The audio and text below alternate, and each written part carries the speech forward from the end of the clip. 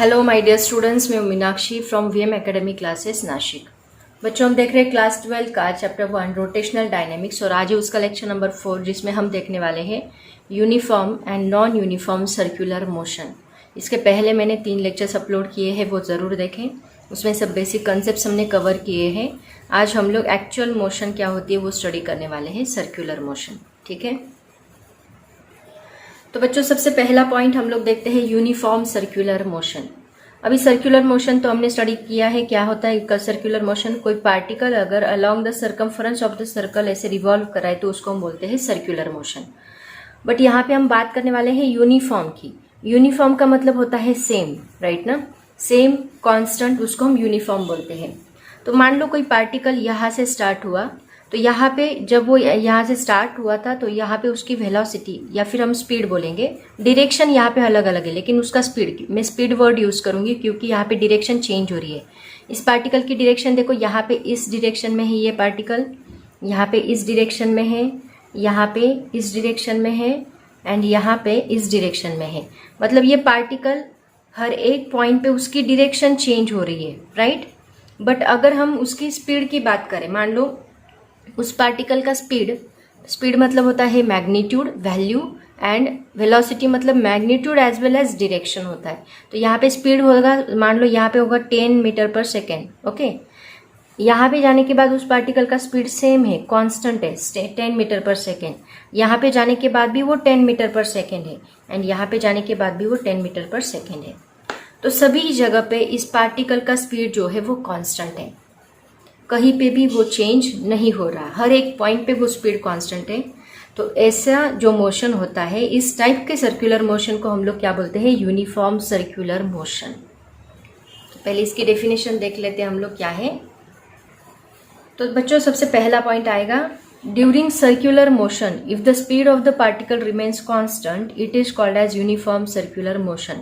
अगर पार्टिकल का speed throughout the motion अगर कांस्टेंट रहा तो उसको हम बोलेंगे यूनिफॉर्म सर्कुलर मोशन। इसके लिए एग्जांपल मैं दे सकती हूँ। सब लोगों को पता है हमारे घर में फैन होता है, फैन के 3 ब्लेड्स होते हैं, पहला ब्लेड, दूसरा ब्लेड, तीसरा ब्लेड, राइट। तो मान लो इस ब्लेड का एक पार्टिकल हम लोग कंसिडर करेंगे। तो फैन जब रोटेट होता है तो ये पार्टिकल यहाँ पे भी उसका स्पीड सेम होता है, यहाँ पे भी सेम होता है, यहाँ पे भी सेम होता है। हर एक पॉइंट पे उस पार्टिकल का स्पीड और कांस्टेंट वेलोसिटी के साथ वो मूव होता है। स्टार्ट होते वक्त नहीं, देखो जब वो हम स्टार्ट करेंगे तो वो धीरे धीरे, मतलब इनिशियली उसका स्पीड कम था, मान लो इनिशियली वो धीरे धीरे धीरे धीरे ऐसे रोटेट हो रहा है, फिर स्पीड बढ़ाता है बढ़ाता है बढ़ाता है, बट एक स्पीड एक्वायर करने के बाद उसका स्पीड क्या होगा, कांस्टेंट होगा, जब तक हम उसको ऑफ नहीं करते। तो वो कंटिन्यूअसली रोटेट होता रहेगा और थ्रू आउट द मोशन उसका स्पीड हमेशा कांस्टेंट रहेगा। डायरेक्शन चेंज है बट स्पीड यहाँ पे कांस्टेंट है। तो यहाँ पे आप लोग ये पहला पॉइंट लिखोगे, आपको एक्सप्लेन करो ऐसे पूछा जाता है तो पहला पॉइंट आप लोग ये लिखोगे, ठीक है। उसके बाद आप डायग्राम ड्रॉ करोगे। डायग्राम में क्या आना चाहिए, देखो मैं बताती हूँ। डायग्राम ड्रॉ करने के बाद उसमें angular velocity as well as tangential velocity दोनों आनी चाहिए। मैंने आपको लास्ट लेक्चर में बताया था इसकी एंगुलर वेलोसिटी कहाँ होती है, अलोंग द एक्सिस। एक्सिस के अलोंग एंगुलर वेलोसिटी आप डॉट से डिनोट करो, नहीं तो क्रॉस से डिनोट करो, या फिर एक लाइन खींच दो अपवर्ड या डाउनवर्ड डायरेक्शन में। मान लो मैंने यहाँ पे एक डॉट खींचा, तो डॉट का मतलब क्या है कि यहाँ पे पार्टिकल का एंगुलर वेलोसिटी कौन सी डायरेक्शन में आ रहा है, अपवर्ड डायरेक्शन में। मैंने आपको बताया था लास्ट लेक्चर में, डॉट होगा तो अपवर्ड, क्रॉस होगा तो डाउनवर्ड। तो यहाँ पे अपवर्ड है, पार्टिकल अपवर्ड है, तो थंब कहाँ आएगा, अपवर्ड। फिंगर्स कहाँ आ रहे हैं, इस डायरेक्शन में, एंटी क्लॉकवाइज। तो पार्टिकल ऐसे रोटेट होगा, ठीक है। पार्टिकल ऐसे रोटेट हो रहा है, थंब आउटस्ट्रेच है, मतलब एंगुलर वेलोसिटी इसकी अपवर्ड है। तो यहाँ से मैंने एक लाइन खींची, इसको कहा जाता है रेडियस वेक्टर, तो इसको हम नाम देंगे आर बार, ओके। ये हमेशा आउटवर्ड होता है, मैंने आपको बोला रेडियस वेक्टर हमेशा बाहर की डायरेक्शन में रहेगा। उसके बाद हम यहाँ पे पार्टिकल की टेंजेंशियल वेलोसिटी दिखाएंगे अलोंग द टेंजेंट। ये हो गई पार्टिकल की टेंजेंशियल वेलोसिटी, ओके। अब देखो यहाँ पे डायरेक्शन हर पॉइंट पे चेंज हो रही है। टेंजेंशियल वेलोसिटी की डायरेक्शन ये है इस पॉइंट पे, यहाँ पे जाने के बाद ये होगी, यहाँ पे आने के बाद ये होगी, यहाँ पे आने के बाद ये होगी। हर एक पॉइंट पे उसकी वेलोसिटी क्या हो रही है, चेंज हो रही है। तो आप सेकेंड पॉइंट में वही लिखोगे, क्या लिखोगे, in second point in UCM. UCM का मतलब होता है यूनिफॉर्म सर्कुलर मोशन, इसको शॉर्टकट में यूसीएम बोलते हैं। यूसीएम में उसका स्पीड कांस्टेंट है लेकिन उसकी डायरेक्शन चेंज हो रही है, ऐसे आप लोग इसको मेंशन करोगे। In UCM only the direction of its velocity changes. उसकी वेलोसिटी क्या हो रही है, हर एक पॉइंट पे चेंज हो रही है। और कैसे चेंज हो रही है, at every instant, at every instant, हर एक टाइम पे उसकी वेलोसिटी की डायरेक्शन चेंज हो रही है। इन सच अ वे दैट, ऐसे चेंज हो रही है, the velocity is always tangential to the path. Okay, वो वेलोसिटी हमेशा क्या रही है, velocity is always tangential, tangent to the path, वो हर एक पॉइंट पे टेंजेंशियल होती है। अब हम बात करते हैं यहाँ पे एक्सेलरेशन की। तो देखो बच्चों, आप लोग अपने बचपन से मतलब 9-10 से आप सुनते आ रहे हो कि जो भी पार्टिकल सर्कुलर मोशन करता है तो उसको दो टाइप के एक्सेलरेशन होते हैं। एक होता है टूवर्ड्स द सेंटर, एक होता है अवे फ्रॉम द सेंटर, क्योंकि इस पार्टिकल के ऊपर दो फोर्सेस एक्ट होते हैं, एक होता है टूवर्ड्स द सेंटर, एक होता है अवे फ्रॉम द सेंटर। जो एक्सेलरेशन टूवर्ड्स द सेंटर रहेगा, इस डायरेक्शन में रहेगा, उसको कहा जाता है, हम इसको AR से डिनोट करते हैं, उसको कहा जाता है, थर्ड पॉइंट पे वही आएगा, उसको कहा जाता है centripetal acceleration. Towards the centre जो एक्सेलरेशन होता है उसको कहा जाता है सेंट्रीपिटल एक्सेलरेशन, और उसी का दूसरा नाम होता है, और अलोंग द रेडियस है इसलिए उसको रेडियल एक्सेलरेशन भी बोला जाता है। अलोंग द रेडियस मतलब radial acceleration. Okay, so third point आपका यही रहेगा। In this the acceleration is the centripetal acceleration और रेडियल एक्सेलरेशन, इसके नोट्स में देने वाली हूँ। In this the centripetal acceleration और radial acceleration is present on that particle. Okay, वो कहाँ पे है, टूवर्ड्स द सेंटर। और इसका फॉर्मूला देखो क्या होता है सेंट्रीपिटल एक्सेलरेशन का। अगर हम वेक्टर फॉर्म में लिखे तो AR bar is equal to होता है minus omega square R bar, minus omega square R bar. Omega square क्या है, यहाँ पे एंगुलर वेलोसिटी है, R बार मतलब रेडियस वेक्टर है। अब आप सोच रहे होंगे कि इसको माइनस साइन क्यों दिया है। देखो AR बार का फॉर्मूला क्या है, वेक्टर दिया है मैंने, वो माइनस ओमेगा स्क्वायर R बार। तो यहाँ पे R बार जो है वो R बार इधर जा रहा है, मैंने आपको क्या बोला, R बार हमेशा इस डायरेक्शन में जाएगा और AR हमेशा टूवर्ड्स द सेंटर रहेगा। तो ये टूवर्ड्स द सेंटर है और ये अवे फ्रॉम द सेंटर है, दोनों अपोजिट है। अपोजिट होने की वजह से इसको कौन सा साइन आया, निगेटिव साइन आया समझ में। ये फॉर्मूला बहुत इंपॉर्टेंट है, आप लोग इसको याद रखो। तो वेक्टर फॉर्म में आप इसको ऐसे लिखोगे, लेकिन अगर आपको इसकी मैग्नीट्यूड लिखनी है, इस एक्सेलरेशन की, सेंट्रीपिटल एक्सेलरेशन की अगर मैग्नीट्यूड लिखनी है तो मैग्नीट्यूड में निगेटिव साइन देने की जरूरत नहीं है। मैग्नीट्यूड में हम बस वैल्यू देखते हैं, उसमें डायरेक्शन कौन सी है वो हम लोग नहीं देखते। तो मैग्नीट्यूड या फिर वैल्यू को हम ऐसे लिखेंगे, AR is equal to omega square into R। ये R जो है वो यहाँ पे लिखो बेस पे, नहीं तो R मल्टीप्लाई लगेगा। A to the base R is equal to omega square R, आप लोग डायरेक्टली ऐसे लिख सकते हैं। अब देखो लास्ट लेक्चर में मैंने आपको ओमेगा का एक फॉर्मूला बताया था। ओमेगा इज इक्वल टू क्या होता है, V अपॉन R होता है, राइट ना। तो इस ओमेगा की जगह पे हम लोग V अपॉन R पुट कर सकते हैं, तो पुट करो। AR is equal to omega की जगह पे हम लोग V अपॉन R पुट करेंगे, वो होगा उसका स्क्वायर इंटू R। तो AR is equal to V square divide by R square into R। तो यहाँ पे एक R जो है वो कैंसिल होगा और फॉर्मूला बचेगा AR is equal to V square divide by R। तो ये फॉर्मूला भी यहाँ पे इंपॉर्टेंट है, इसके ऊपर भी न्यूमेरिकल पूछे जाते हैं, आगे बहुत जगह पे हम लोग ये फॉर्मूला यूज करने वाले हैं। यहाँ पे ये फॉर्मूला भी बहुत ज्यादा इंपॉर्टेंट है, ये भी आप लोग याद रखो, ठीक है। और आगे हम लोग इसको सॉल्व कर सकते हैं। दूसरा फॉर्मूला देखो क्या बन सकता है, यहाँ पे मैं इधर लिखती हूँ।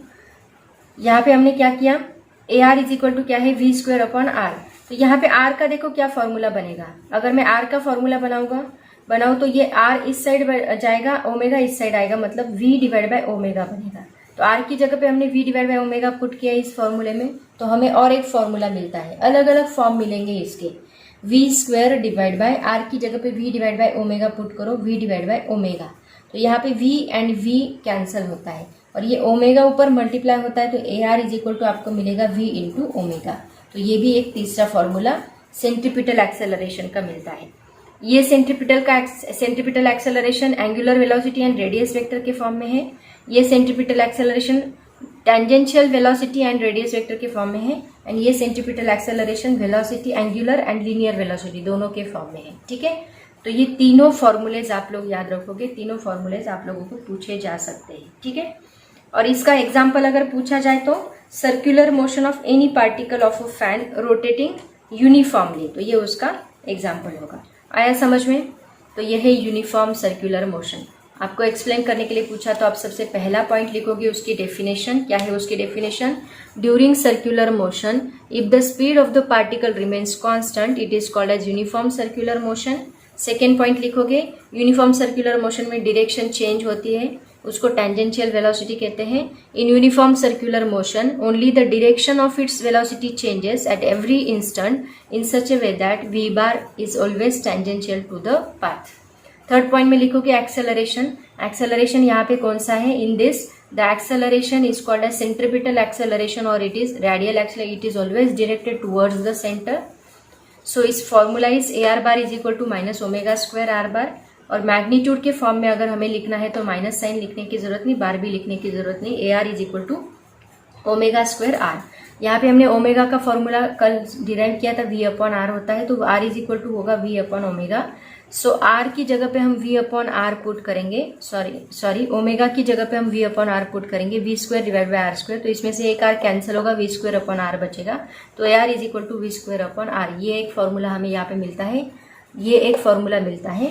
उसके बाद हमने यहाँ आर की जगह पे वी अपॉन ओमेगा पुट किया, वी अपॉन ओमेगा इस आर की जगह पे पुट किया, तो यहाँ पे हमें R V upon omega, V cancel हुआ, एक वी बचा तो वी इंटू ओमेगा। ऐसे हमें सेंट्रीपिटल एक्सेलरेशन का फॉर्मूला मिलता है। इसको कहा जाता है यूनिफॉर्म सर्कुलर मोशन। ओके, अब देखते हैं next point, that is the non uniform circular motion. तो बच्चों नेक्स्ट पॉइंट देखते हैं, non uniform circular motion. The meaning is present itself into the word non uniform. वहां पे क्या था? पार्टिकल की वेलोसिटी हर एक पॉइंट पे कांस्टेंट थी, राइट? डायरेक्शन चेंज थी लेकिन वेलोसिटी कांस्टेंट थी, मैग्नीट्यूड कांस्टेंट थी। यहाँ पे क्या होगा? पार्टिकल मान लो यहाँ से स्टार्ट हुआ, 0 से स्टार्ट हुआ, तो 0 मीटर पर सेकेंड इसकी वेलोसिटी यहाँ पे है।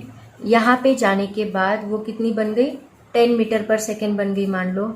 यहाँ पे आने के बाद वो 20 बन गई, यहाँ पे जाने के बाद 30 बन गई, और स्पीड बढ़ने लगा। हर एक पॉइंट पे उसकी वेलोसिटी क्या हो रही है? चेंज हो रही है, बढ़ रही है या घट रही है, डिक्रीज होती है। जैसे कि फैन हम जब स्टार्ट करते हैं तो उसकी वेलोसिटी धीरे धीरे बढ़ती है और बहुत बढ़ती है, और जब हम ऑफ करते हैं तो धीरे धीरे कम होती है एंड देन 0 होती है, राइट ना? सो कभी कभी वेलोसिटी इंक्रीज होगी, कभी कभी वेलोसिटी डिक्रीज होगी, डिपेंड्स ऑन। तो जहाँ पे स्पीड कांस्टेंट नहीं होता, ऐसी केस को हम लोग बोलते हैं नॉन यूनिफॉर्म सर्कुलर मोशन। तो सबसे पहला पॉइंट आएगा definition. During circular motion if the speed of the particle changing, यहाँ पे कांस्टेंट नहीं, बस वर्ड क्या आएगा? Changing. During circular motion if the speed of the particle changing called as non uniform circular motion. ये आपका पहला पॉइंट आएगा। अब देखो यहाँ पे सेकेंड पॉइंट ये रहेगा कि यहाँ पे भी टेंजेंशियल वेलोसिटी है, जैसे कि हमने देखा था। ये कौन सी वेलोसिटी है? Tangential velocity. तो यहाँ पे भी टेंजेंशियल वेलोसिटी है, यहाँ पे भी एक्सेलरेशन कहाँ है? Towards the centre. मतलब यहाँ टेंजेंशियल वेलोसिटी भी है, एक्सेलरेशन भी है, लेकिन ये एक्सेलरेशन की मैग्नीट्यूड कांस्टेंट नहीं है, इसकी वैल्यू हमेशा कांस्टेंट नहीं रहेगी, ये कंटिन्यूअसली क्या होगी? चेंज होगी। सेंट्रीपिटल एक्सेलरेशन की वैल्यू कंटिन्यूअसली चेंज होगी। यहाँ पे मान लो वो कुछ तो भी मीडियम है, मान लो यहाँ पे 10 है, फिर धीरे धीरे कम होते होते यहाँ पे वो कितनी होगी? 0 बनेगी डायरेक्टली। वापस वो धीरे धीरे यहाँ पे बढ़ती जाएगी एंड देन यहाँ पे वापस बढ़ेगी, और ऐसे कम ज्यादा होगी। मतलब सेंट्रीपिटल एक्सेलरेशन की वैल्यू यहाँ पे कांस्टेंट नहीं है। टेंजेंशियल एक्सेलरेशन भी है, सेंट्रीपिटल एक्सेलरेशन यहाँ पे भी है, बट एक्सेलरेशन की वैल्यू यहाँ पे कांस्टेंट नहीं है। तो वही आपका नेक्स्ट पॉइंट आएगा। तो क्या लिखना है आपको, velocity is tangential, in this case velocity is tangential, acceleration is centripetal और radial is there, but magnitude of acceleration is not constant here, ठीक है। अब देखो जब पार्टिकल यहाँ पे ऐसे रोटेट करता है तो यहाँ पे उसकी वेलोसिटी अलग है, यहाँ पे उसकी वेलोसिटी अलग है, यहाँ पे उसकी वेलोसिटी अलग है, यहाँ पे उसकी वेलोसिटी अलग है, हर एक पॉइंट पे उसकी वेलोसिटी अलग अलग है। तो इसका मतलब यहाँ पे एक ऑलरेडी एक्सेलरेशन है ही जो टूवर्ड्स द सेंटर है, लेकिन यहाँ पे और एक एक्सेलरेशन प्रोड्यूस हो रहा है, कौन सा, जो इस tangential velocity, changing tangential velocity की वजह से प्रोड्यूस हो रहा है। उस एक्सेलरेशन को क्या कहा जाता है, ये जो इस डायरेक्शन में एक्सेलरेट हो रही है बॉडी, उसको कहा जाता है टेंजेंशियल एक्सेलरेशन। मतलब यहाँ पे दो दो एक्सेलरेशन है, एक है टूवर्ड्स द सेंटर जिसको हम कहते हैं रेडियल एक्सेलरेशन या सेंट्रीपिटल एक्सेलरेशन, एक है अलोंग द टेंजेंट जिसको हम कहते हैं टेंजेंशियल एक्सेलरेशन। वो किसकी वजह से है, due to changing tangential velocity. ये किसकी वजह से, due to change in angular velocity, और ये है due to change in tangential velocity. तो ये एक्सेलरेशन यहाँ पे प्रोड्यूस हो रहा है, राइट। तो इसको कहा जाता है टेंजेंशियल एक्सेलरेशन। मतलब यहाँ पे एक सेंट्रीपिटल एक्सेलरेशन है, एक टेंजेंशियल एक्सेलरेशन है। तो थर्ड पॉइंट आपका वही आएगा कि बॉडी का जो टेंजेंशियल वेलोसिटी चेंज हो रहा है वो किसकी वजह से, ड्यू टू टेंजेंशियल एक्सेलरेशन की वजह से। तो मैं लिखती हूँ वो पॉइंट, देखो क्या लिखना है आपको। तो अब वो पॉइंट आप लोग लिखोगे, the acceleration responsible for changing the magnitude of velocity called as tangential acceleration. जो टेंजेंशियल वेलोसिटी को चेंज करता है वो कौन है, टेंजेंशियल एक्सेलरेशन है, ऐसे आप लोग लिखोगे। अब देखो यहाँ पे अगर वेलोसिटी चेंज हो रही है, टेंजेंशियल वेलोसिटी चेंज हो रही है, फोर्थ पॉइंट, अगर v बार चेंज हो रहा है, टेंजेंशियल वेलोसिटी चेंजिंग, राइट। तो देखो टेंजेंशियल वेलोसिटी चेंज हो रही, तो ओमेगा का फॉर्मूला क्या है, v अपॉन आर। ओमेगा का फॉर्मूला क्या है, v अपॉन आर। अगर ये वैल्यू चेंज हो रही है तो ऑब्वियसली ये वैल्यू भी चेंज होगी। इसका मतलब if v bar changing then omega bar also changing. और अगर ओमेगा बार चेंज हो रहा है तो अल्फा का फॉर्मूला क्या है एंगुलर एक्सेलरेशन का, that is d omega bar by d t. इसका मतलब देखो ये चेंज हो रहा है इसकी वजह से, और इसकी वजह से कौन अभी चेंज होगा, दैट इज एंगुलर एक्सेलरेशन। इसका मतलब if omega bar changing then alpha bar also changing. देखो एक चीज चेंज हो रही है उसकी वजह से सारे वैल्यूज चेंज हो रहे हैं। वी बार चेंज होने की वजह से tangential velocity changing, due to that angular velocity changing, and angular velocity changing due to that alpha bar also changing. क्योंकि अल्फा बार का फॉर्मूला क्या है, because alpha bar is equal to d omega bar by d t. यही आपका fourth point रहेगा, ठीक है। कैसे लिखोगे, if tangential velocity is change due to that angular velocity is also changing, and due to that angular acceleration is also change because alpha bar is equal to d omega bar by d t. ये आपका fourth point रहेगा। अभी देखो fifth point में आप लोग क्या लिखोगे कि अल्फा बार कहाँ पे है। अल्फा बार, अभी अल्फा बार होता है वही एंगुलर एक्सिस पे, मतलब यहाँ पे सर्कुलर मोशन में हम ऐसे दिखाते हैं एंगुलर वेलोसिटी, राइट ना, ये एंगुलर वेलोसिटी है। तो इसी एक्सिस के अलोंग हमें क्या मिलता है, अल्फा बार मिलता है, क्योंकि पार्टिकल तो सेम प्लेन में है। तो वही आपको यहाँ पे लिखना है, आप लिखोगे alpha bar is along the axis of rotation. कहाँ पे होता है alpha bar, along the axis of rotation, उसी एक्सिस ऑफ रोटेशन पे अल्फा बार होता है। और वो कहाँ पे रहेगा, उसकी डायरेक्शन अभी देखो क्या रहेगी। फिर 6 पॉइंट में आप क्या करो, उसकी डायरेक्शन लिखो। डायरेक्शन कहाँ पे रहेगी, जब स्पीड इंक्रीज होगा, मान लो ये पार्टिकल ऐसे रोटेट कर रहा है और ये एंगुलर वेलोसिटी है, ठीक है, ओमेगा बार। जब इसका स्पीड इंक्रीज रहेगा, मतलब जैसे हम फैन ऑन करेंगे, फैन ऑन करते वक्त उसका स्पीड क्या होता है, इंक्रीजिंग होता है। तो इंक्रीजिंग स्पीड होगा तो ये अल्फा बार एंड ओमेगा बार दोनों एक ही डायरेक्शन में होंगे। इंक्रीजिंग स्पीड में ये दोनों एक ही डायरेक्शन में होंगे, लेकिन जब स्पीड डिक्रीज होगा, डिक्रीजिंग स्पीड में ये दोनों अपोजिट डायरेक्शन में होंगे। डिक्रीजिंग स्पीड में अल्फा बार कहाँ पे रहेगा, नीचे की डायरेक्शन में alpha bar, and angular velocity ऊपर की डायरेक्शन में। कब, डिक्रीजिंग स्पीड में। आया समझ में। इंक्रीजिंग स्पीड में alpha bar and omega bar both are in the same direction, but in decreasing speed omega bar and alpha bar are both in opposite direction. ठीक है, तो आप 6 पॉइंट में वही लिखोगे, for increasing speed it is along the direction of omega bar and decreasing speed it is opposite to that of omega bar. और ये दोनों डायग्राम्स आप लोग निकालोगे। ठीक है, तो ये था नॉन यूनिफॉर्म सर्कुलर मोशन। देखो इसमें क्या एक्सप्लेन करना है, एक्सप्लेन करने के लिए पूछा जा सकता है। सबसे पहले लिखोगे definition, during circular motion if the speed of the particle changing called as non uniform circular motion. Velocity tangential है, एक्सेलरेशन सेंट्रीपिटल है। Velocity is tangential and acceleration is centripetal, but magnitude of acceleration is not constant here. और acceleration जो tangential velocity को change करने का काम कर रहा है उसको हम टेंजेंशियल एक्सेलरेशन बोलेंगे। तो यहाँ पे दो एक्सेलरेशन है, एक सेंट्रीपिटल एक tangential. The acceleration responsible for changing the magnitude of velocity called as tangential acceleration. यहाँ पे टेंजेंशियल वेलोसिटी चेंज होगी, उसकी वजह से एंगुलर वेलोसिटी चेंज होगी, उसकी वजह से एंगुलर एक्सेलरेशन चेंज होगा, because alpha bar is equal to d omega bar by d t. और एंगुलर एक्सेलरेशन जो चेंज हो रहा है वो कहाँ पे रहेगा, is along the axis of rotation, जहाँ पे एंगुलर वेलोसिटी होती है। तो उसका डायरेक्शन कहाँ पे रहेगा, इंक्रीजिंग स्पीड के लिए ये दोनों एक ही डायरेक्शन में रहेंगे, लेकिन डिक्रीजिंग स्पीड के लिए अल्फा बार अपोजिट डायरेक्शन में and omega bar opposite direction में, दोनों अपोजिट डायरेक्शन में रहेंगे डिक्रीजिंग स्पीड के लिए। ठीक है, तो ये है नॉन यूनिफॉर्म सर्कुलर मोशन, ऐसे आप लोग इसको एक्सप्लेन करोगे। बच्चों बहुत बार इन दोनों में डिफरेंस क्या है ये आपको पूछा जा सकता है, तो आज हम लोग अभी इन दोनों का डिफरेंस क्या है वो देखेंगे। तो इसमें सबसे पहला पॉइंट रहेगा उनकी डेफिनेशन।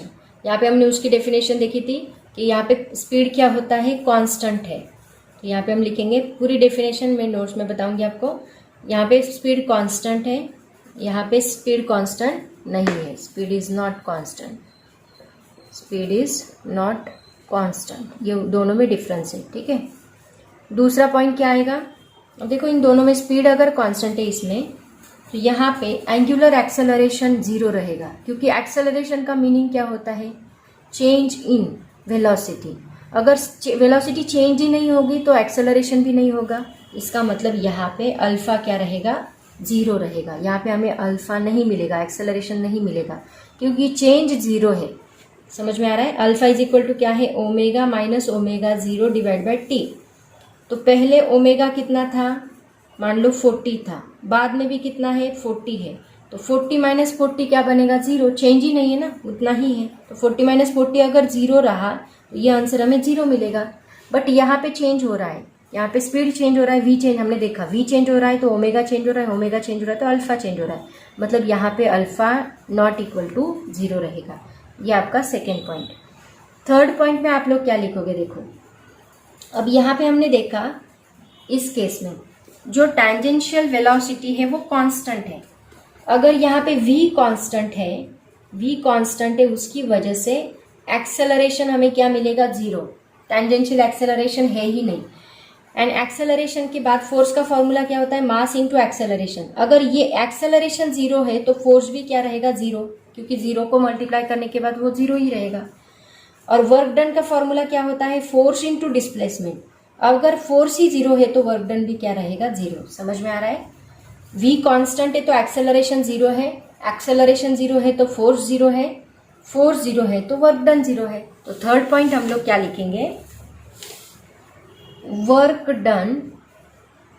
डन बाय कौन सी वेलोसिटी, टेंजेंशियल वेलोसिटी है ना, मतलब work done by tangential force. Tangential force कोई भी वर्क नहीं कर रहा है, tangential force is 0, work done by tangential force is 0। Okay, but यहाँ पे ऐसे नहीं आएगा, यहाँ पे हम लिखेंगे work done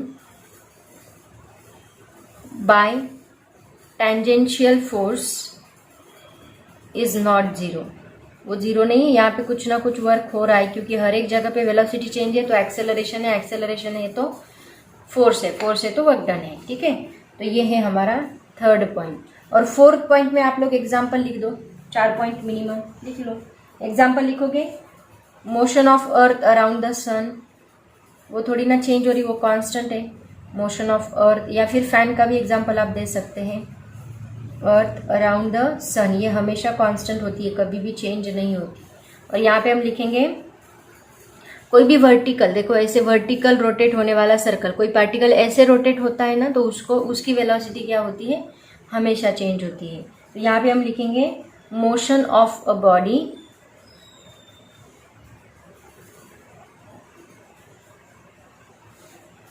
on vertical circle, vertical circle.